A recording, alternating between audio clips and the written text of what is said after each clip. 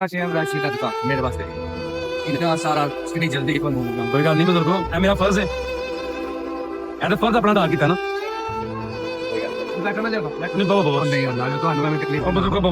मैं लैके आना चलिया ना मां वास्ते ना और चीज खंडी अंब खंडे ना अंब आए जी मां वास्ते अंब खंडे घर ठीक है बड़ी मेहरबानी इंशाल्लाह बहुत शुक्रिया साहब बुधवार याद रखियो खैर की इतना जाओ हूं खुशी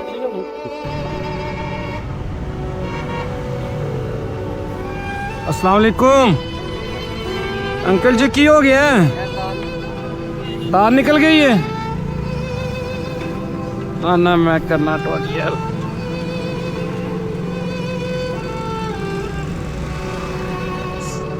आओ मैं पीछे वहां तार करंट आ गई नहीं तेरी तार जी ना खत्म हो गई है ते सामने मकैनिक है मकैनिक को बहा लेने कोई गल मैं बाबा मैं तो कल आना वा बाबा तुसी उत्ते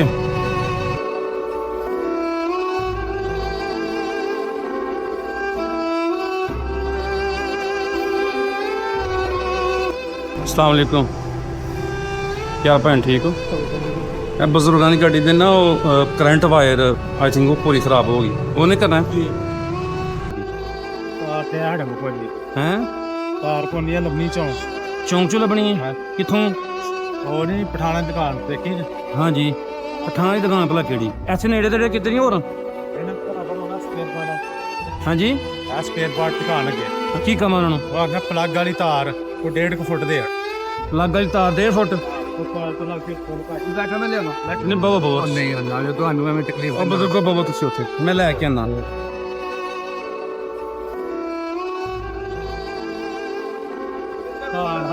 खाली तार नहीं पवाए पूरी पूरी कोयल पै के सही हो जांदा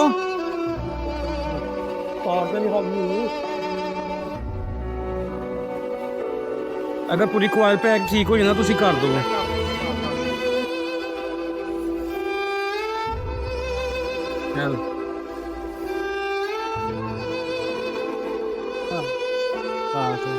इधर उधर रखूंगा है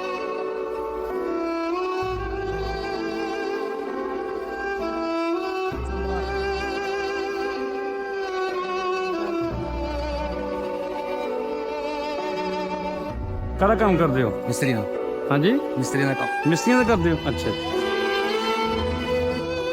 घर इत्थे नेड़े ही है पीछे गली च चलो हाँ जी मेरा नाम अली जे अच्छा हाँ जी मेरी कोशिश होंदी कि मेरे ते अगर कोई बंदा उम्र वेख के जां करदा ना ते मेरी भी कोशिश होंदी वास्ते मैं किन्ने कर सकदा दुआ जरूर करदा दुआ करनी चाहिए बिल्कुल दुआ सब तो बड़ी चीज है बुजुर्गो दुआ सब तो बड़ी चीज है ये सारा सिस्टम मेरे अल्लाह कोल है बिल्कुल 70 साल एज होंदी पई माशाल्लाह माशाल्लाह माशाल्लाह फिट हो जी तुसी 70 साल लगदे नहीं होंगे मुझे नजर थोड़ी घटी बस नजर का मसला बने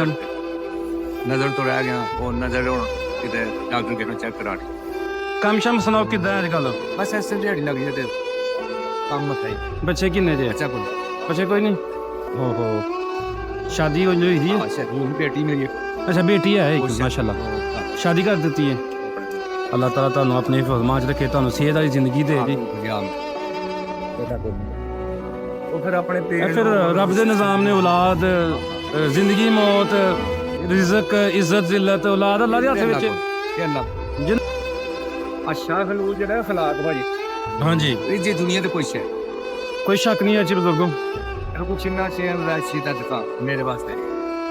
इतना सारा इतनी जल्दी कोई गल नहीं बुजुर्गो ए मेरा फर्ज है ए तो फर्ज अपना अदा किया ना ओके हो गई जी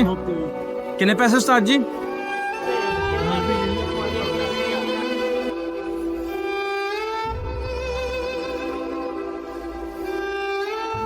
एकदम चाहते हैं ना मारा वास्ते ना कोई चीज खड़नी जब अंब खड़ने अंब आए जी मारा वास्ते अंब खड़ने जी घर ठीक है सर बड़ी मेहरबानी इंशाल्लाह कल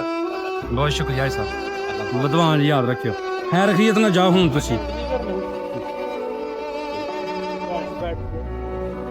ठीक है बहुत मेहरबानी है साहब